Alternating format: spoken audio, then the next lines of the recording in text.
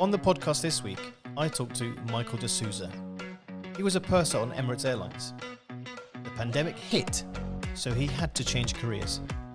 Food had always been a passion, so he decided to become a chef. He has quite a story to tell. Specifically, listen out for a particular anecdote on orange segments and something called a salamander. Time to rock and roll. Welcome back to the Chef JKP podcast, and today I have an incredible guest for you. I have the absolute pleasure to have someone here who I work with, but also I believe has an incredible story to tell. Michael, welcome to the podcast. Thank you, Chef, and it's an honor to be here. So, what I want to discuss is that you have quite a unique talent. You were an Emirates purser for roughly how long? 15 years. 15 years, so that's an incredibly long time. And then you decided to change career, yes, to become a chef. Yep. So can you tell us all about your experience previously, how you became a purser for Emirates? Okay, so with a purser from Emirates, so what I would say is people are mistaken with a purser, and when it comes to aviation industry, when they say a purser, they think about cabin crew. But for Emirates, a purser is a person completely in charge of the cabin. He's number 3 or she's number 3 in the aircraft. And why I became a purser and how I became purser, I would take you back through history. So growing up, small family in India, and I grew up into a family that owned a business, and it was a bakery. And got introduced into food and experiencing food since an early age. And I remember in 1994 was the first time we got cable in our house, and there were 2 shows on. One, Martin Yang, Yang Can Cook, and Keith Floyd. And watching these 2 episodes every day, I was like, man, that's food. There's different types of food all over around the world. And what I wanted to do is travel and experience the food culture. But then growing up in the early 90s, parents were not so keen on me going into food. And they said, now you have to do something with your life. Even though we have a bakery, you have to do something different. You have to go into IT or be an engineer or be a doctor. And I was like, no, I cannot do that. Kind of a rebel growing up, wanted to do my own thing. I was like, nah, I cannot do engineering, I cannot do this. What's the next best thing to do? Let's be a cabin crew. Yeah, live the rock and roll life, yeah, travel the world, make a lot of money, and experience cultures. So in 2000, when I was eligible to start applying for airlines, went, applied, got rejected once, twice. A total of 18 times got rejected from different airlines for different reasons. And then finally this one day, Emirates came along and they said, hey, do you want to come in for an interview? So like, all right. And I still remember that day clearly was, I finished a night shift, walked into my interview, and there were 500 people on that day. Oh my God. And around 450 people were already prior cabin crew with different airlines. And I was like, hey, you know what? I'll just give it my best shot. And long story short, by the end of the day, it was a 12-hour interview. Got selected and said, come in the next day for your final interview. So came in, got through, and August 2005, I was sitting on an aircraft coming to Dubai. And when I started off with Emirates, it's just like in the kitchen, you have to work the ranks. I started off in the economy cabin as a grade 2, and then went up to business class, which was a grade 1, first class, FG1. And all through these 3 cabins while I was working, you experience food, you experience people, you experience how to deliver food, the different types of food, some cheese that I served, I never even heard about it in my life. And this was a learning process for me. And that took around 2.5 years where I was enjoying my job, traveling, and just enjoying my life. But then I sat back and said, hey, you know what? I'm ready to take on more responsibility. I'm ready to take on a team or to lead a team. And this is when I started going into leadership. So the next stage after finishing first class, I applied for a cabin supervisor role, which is in charge of a certain cabin, either business class or economy. And got through that tough time because there's a lot of work pressure, but then became easier. And then eventually I was like, hey, you know what? Let's take the next stage. Because I always like to improve myself, always wanted to push my boundaries. Applied for the role of purser and got that. Tough job, but enjoyed every bit of it. And ever since 2012 that I became a purser, loved it and enjoyed being a part. So coming from a small family in Bombay to a purser in Dubai for Emirates Airlines. That's a huge, incredible story. Yep. You know, from beginning to end, and well, I can imagine the pressure, especially dealing with people, with an airline like Emirates. The standards that they deliver Yes. are world class. Yes. So it's a lot of pressure, I can imagine. It was, as well as when I became a purser, I was just 28 years old. So I had to lead a team who were at least 7 to 8 years older than me. So that pressure as well had to grow up faster than expected, as well as dealing with anywhere between 300 to 600 passengers on any given flight. It was a learning for me. Well, look, what I want to also find out for those of us who are not in the airline industry, can you take me through a typical working day for you? Okay, so a typical working day is every month you get your roster. You get your roster of all the flights that you are going through to do for the entire month. And my flight, any flight, would start 24 hours before the flight, where I would see the team that I'm working with. And just to clarify, we work with a different team every flight. Because when I was working with Emirates, we were 24,000 cabin crew. So every flight, a different team. We never worked with the same person, at least for 2 years or 3 years, you would meet them again. So before the flight, 24 hours, see the team, see their experience in their grades, and see which grades they are, and allocate them their positions depending on their grades. Then check in for the country regulations that we are going to, because different countries have different custom regulations, different requirements for an aircraft landing in. Then on the day of the flight, my flight would start 4 hours before departure time, where I would go to the briefing center, the big Emirates briefing center by the airport, meet the entire team. All of us used to come in.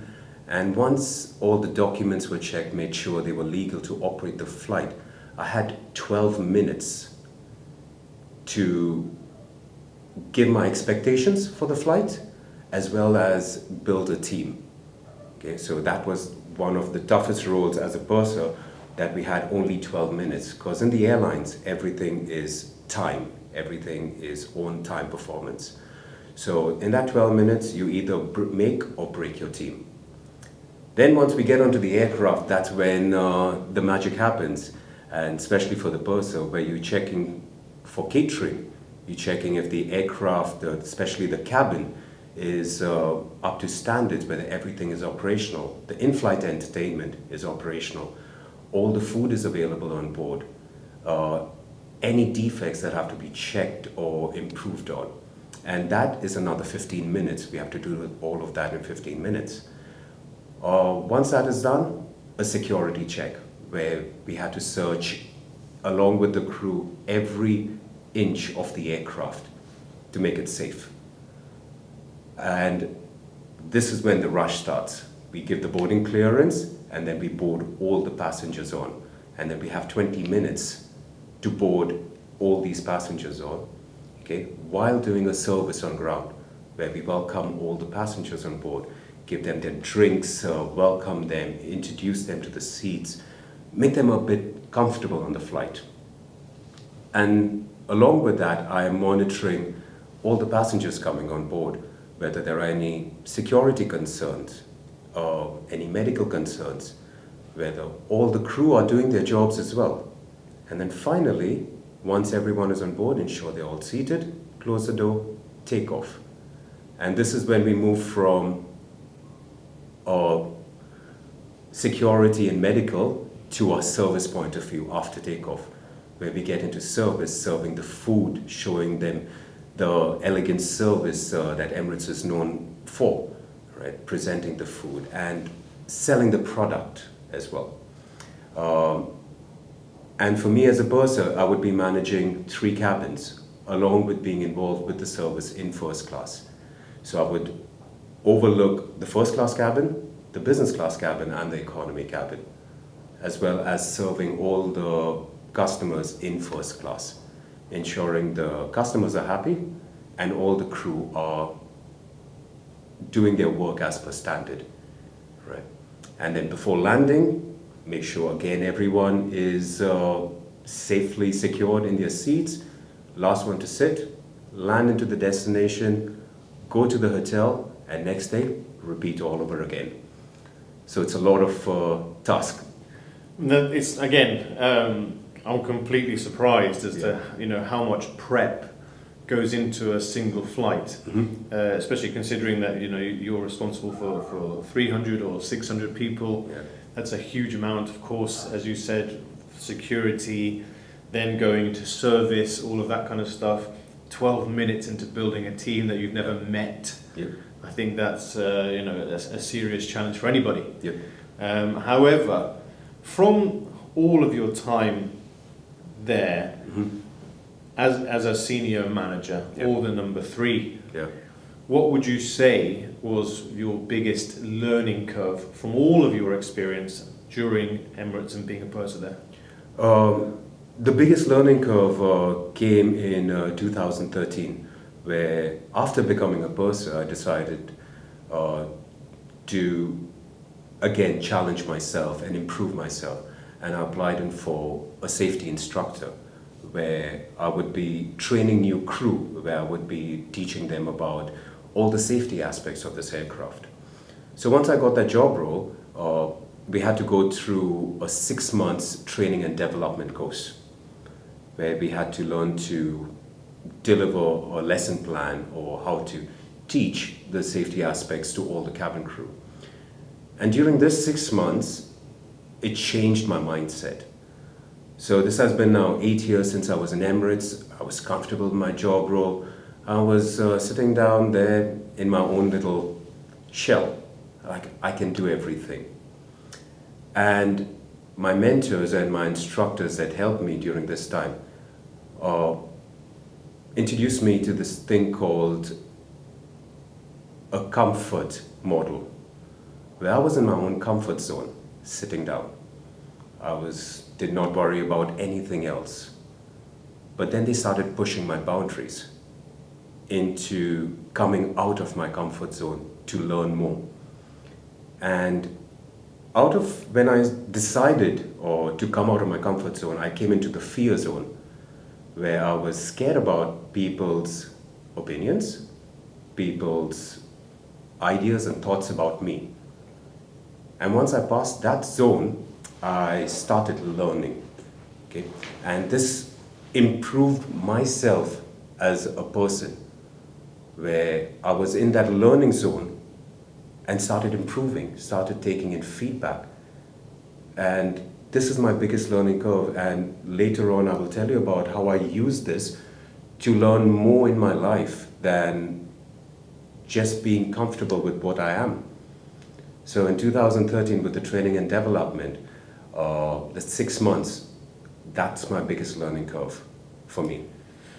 So then, how and why did you decide to become a chef?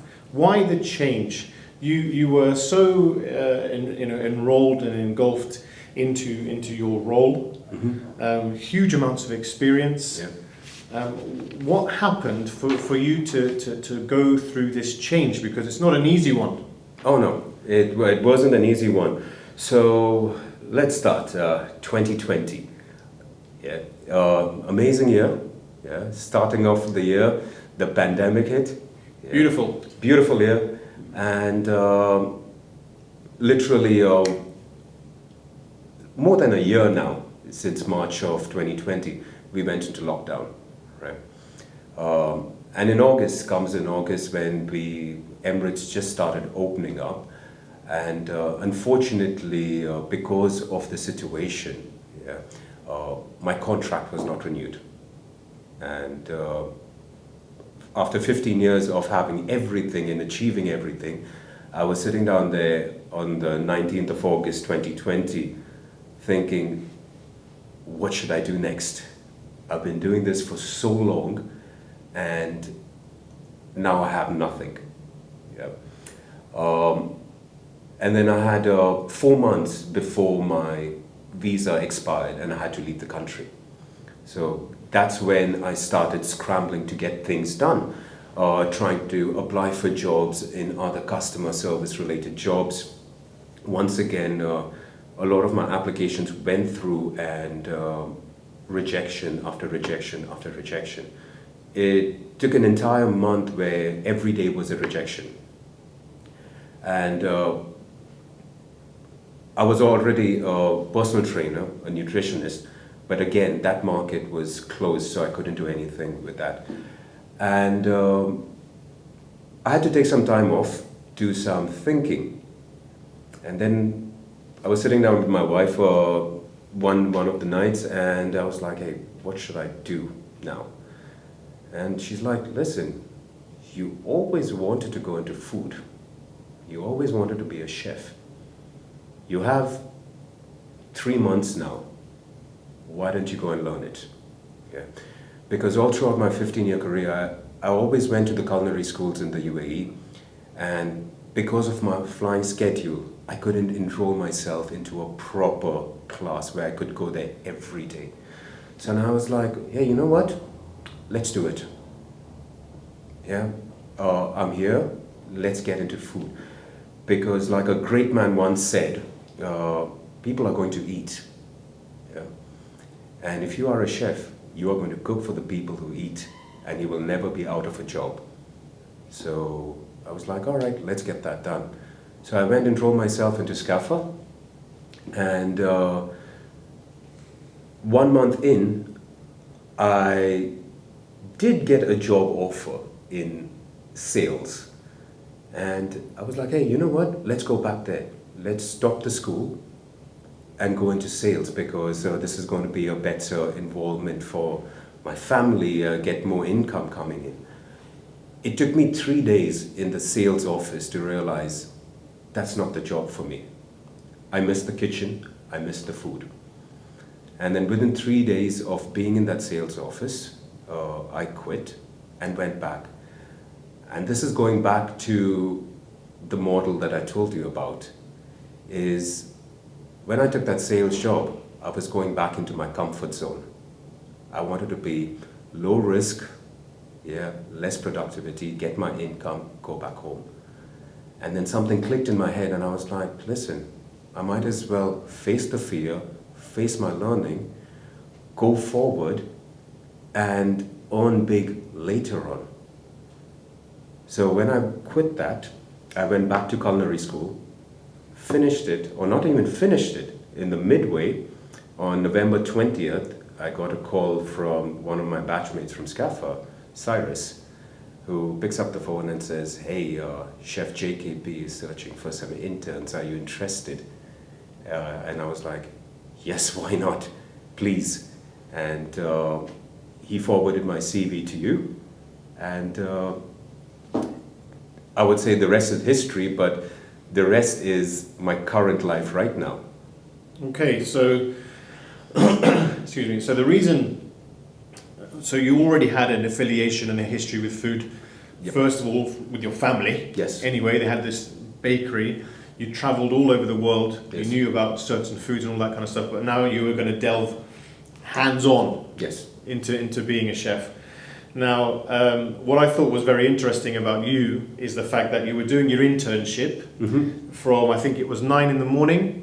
Yes. Yeah, so you started at 9 in the morning at the internship at the culinary school, then you'd finish by about 2 or 3 p.m, then you'd come into work at 4 p.m. and finish by midnight. Yes. And you do this for 6 days a week. Yes. And I thought to myself, if somebody wants to do that, number one, that's some serious dedication, and number two, this guy really wants to learn and take it to the next level. Yes. So, you've been a chef now for some time, let's say a good 6 months. Yes. Professionally. Yeah. Right?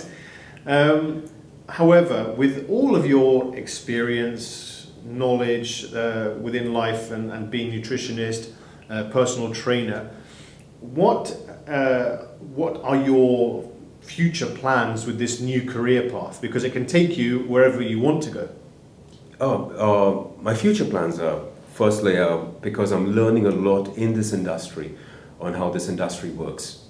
Okay? And it's not only about food, it's about everything on how to present the food to the guest. My future plans is basically a food truck.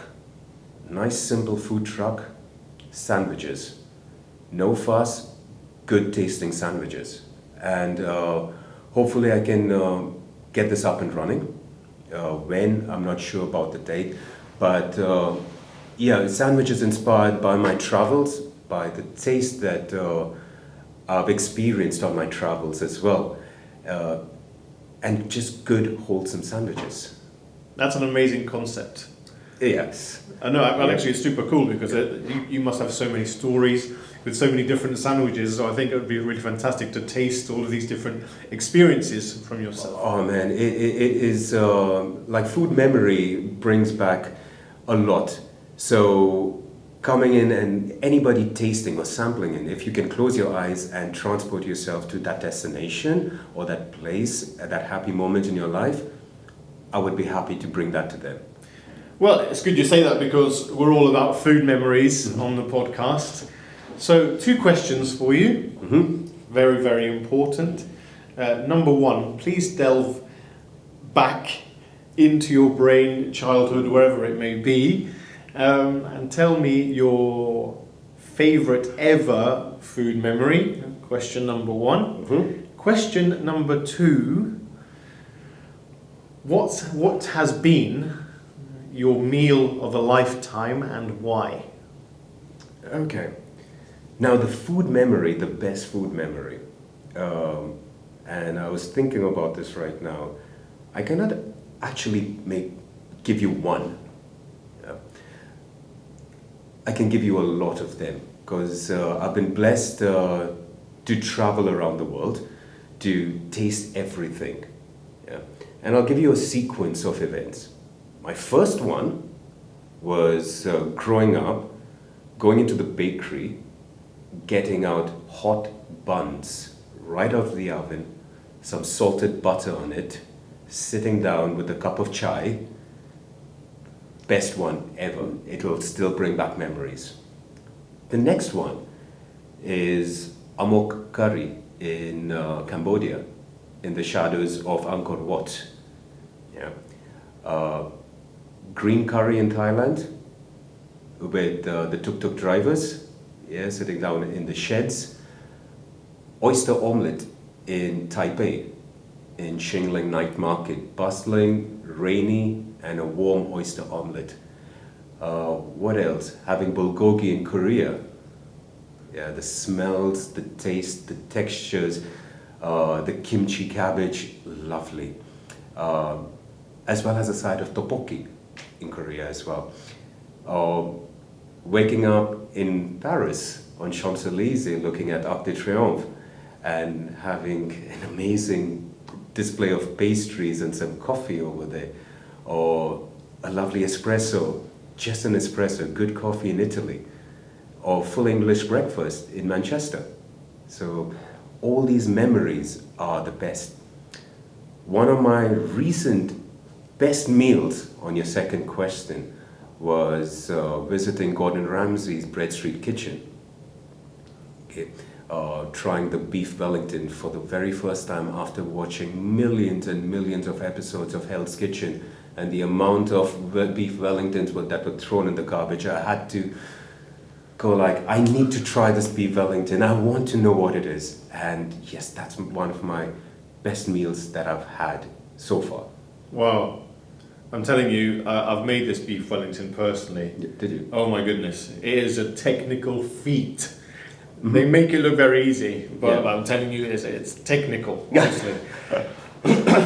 So, you must have had some really, I would say, hilarious and funny experiences or incidents. Can you tell me your funniest kitchen so far, or in-flight incident? And we need to keep it clean and try not to mention anyone's names. Okay, I won't mention anyone's names. With this question, I will just take you to my kitchen memory, because this is the most clearer one in my head. So on the 7th of December 2020, that was the first day I met Chef JKP. I came in from culinary school it was around 2:30 p.m. I finished all the formalities in the office, and you come down, introduce yourself, and you kept on telling me, this is the busy time you've come in. This is the busy time you've come in. During our chat, you said it, I think twice or thrice, and I was like, okay, maybe the kitchen is busy. Little did I know when he took me out to the kitchen how busy it was. I think we were doing the Lamborghini event. Yeah, what, 100? 120? Yes. Yes, and my eyes just lit up. I was like, wow. Coming from culinary school, where it was only 3 of us, to a professional kitchen. I walk into the back, find my way to the corner of the kitchen, trying to stand and take it all in. And then the sous chef yells out from the bars, hey you, I need you to go and check the orange segments. So now I go like, okay, I do not know where the orange segments are kept. It's like 3 minutes that I've been in the kitchen. So I literally go opening all the chillers, all the freezers, trying to get myself into the walk-in chiller, trying to open it. Eventually a guy comes and goes like, hey, the segments are in there. So I take it out, start counting. I do not know how I managed to count, and I said, Chef, we have 30 orange segments. She's like, all right, I need 150 more. So I was like, okay, where do I get the oranges from? Somebody pointed out, go in that chiller, get the oranges. And I'm like, so how many oranges? Take out a big tray, all the oranges in front of me. It's like, all right, I need a cutting board and a knife. Then I think somebody was playing a prank on me that day, because they said, I asked them, where can I get a cutting board and a knife? They pointed out to the other end of the kitchen, and there was a cutting board and a knife. They're like, go use that, nobody's using it.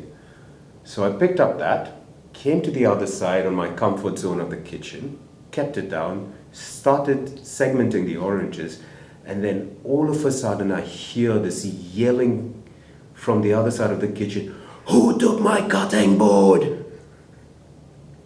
And I was like, oh no.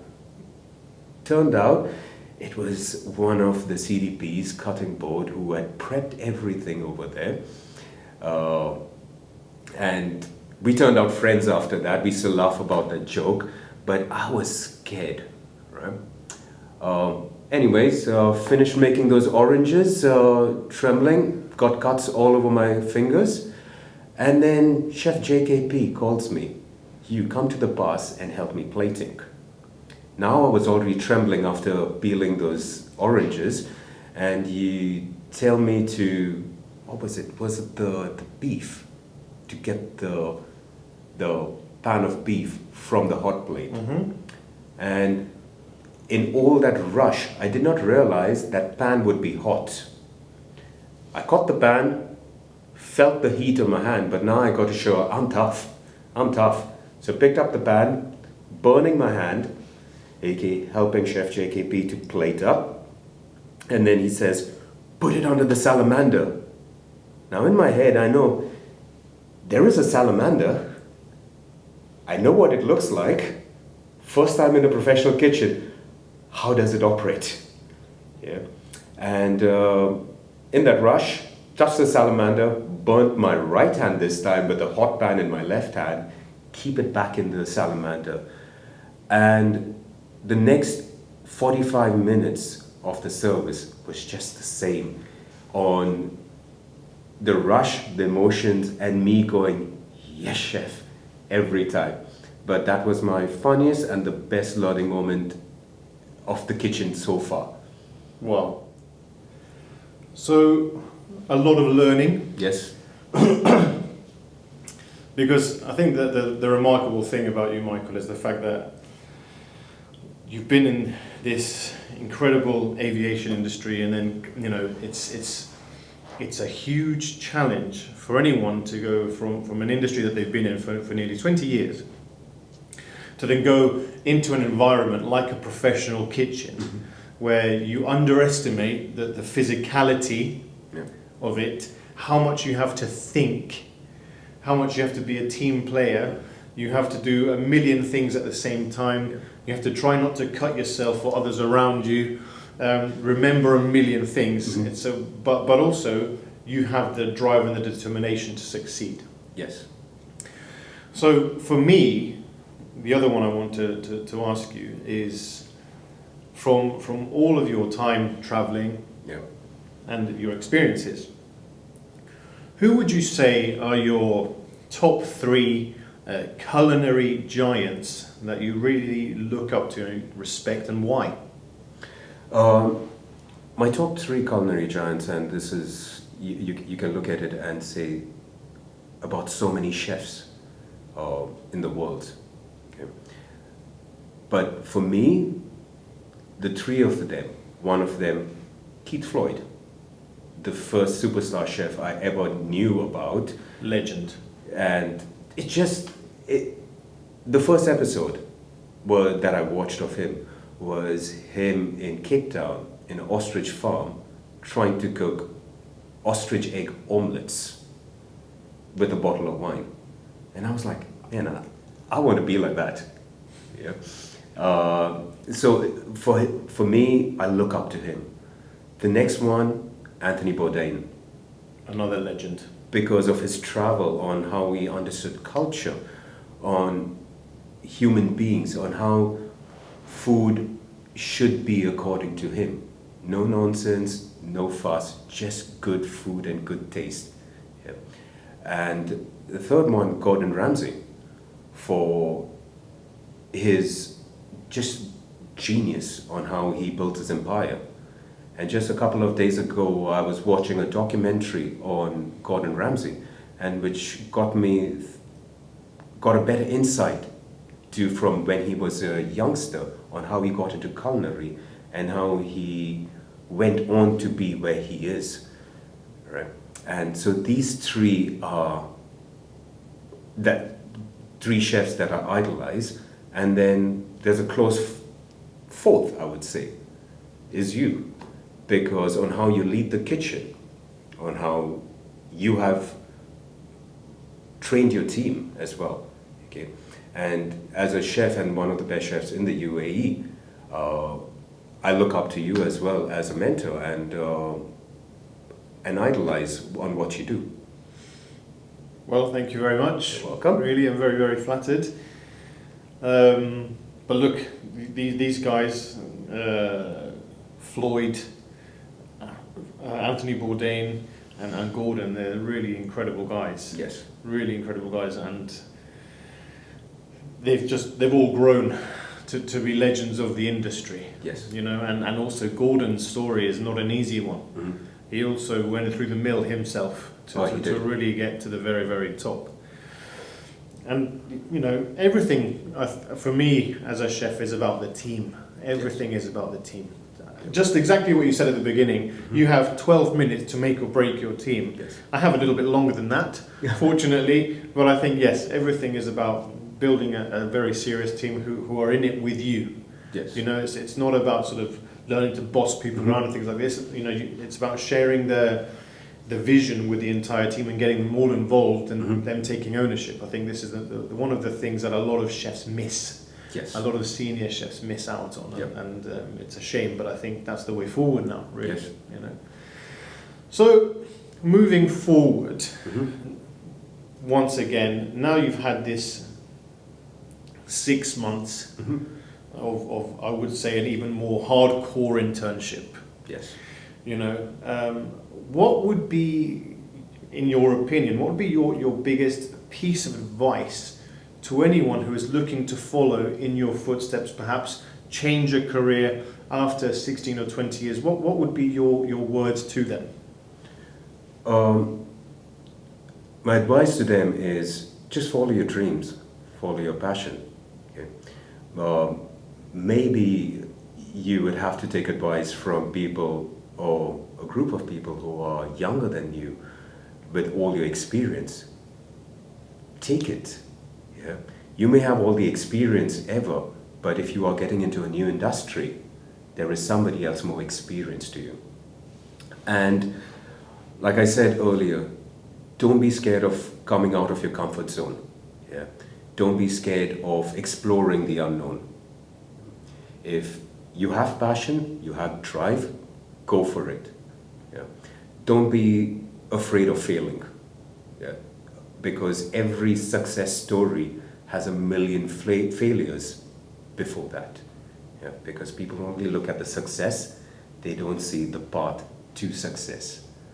So go for it. Fail once, fail twice, fail 5 times, 15 times, but keep your eye on the prize and keep moving forward. And that's my biggest advice to them. Yeah. It's great advice, really. It's absolutely true. It's constantly about pushing forward, and whatever failures or rejections you get, there's always another chance. Yes. And I think that's what people need to see and understand. And fear is a horrible thing, Yep. but it can also be your best friend.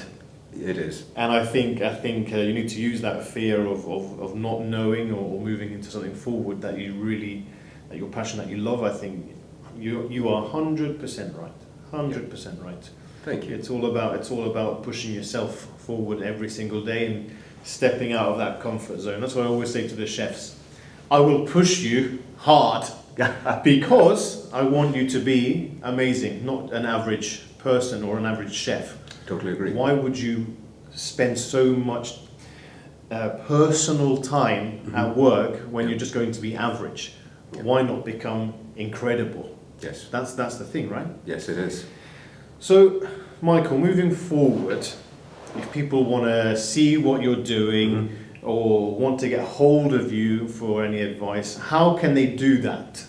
For right now, you can see my work or some of my work and my future work on Instagram.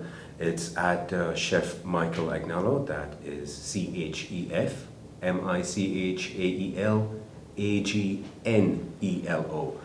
Yeah, so at Chef Michael Agnello, or email me directly at michael_Desouza83@hotmail.com. No website launch as yet, but that is in the works. Soon, I'm sure. Soon. Well, I want to just recap through the whole thing that we've just discussed. You know, going from your history, from your family, you know, having that wonderful bakery, Yep.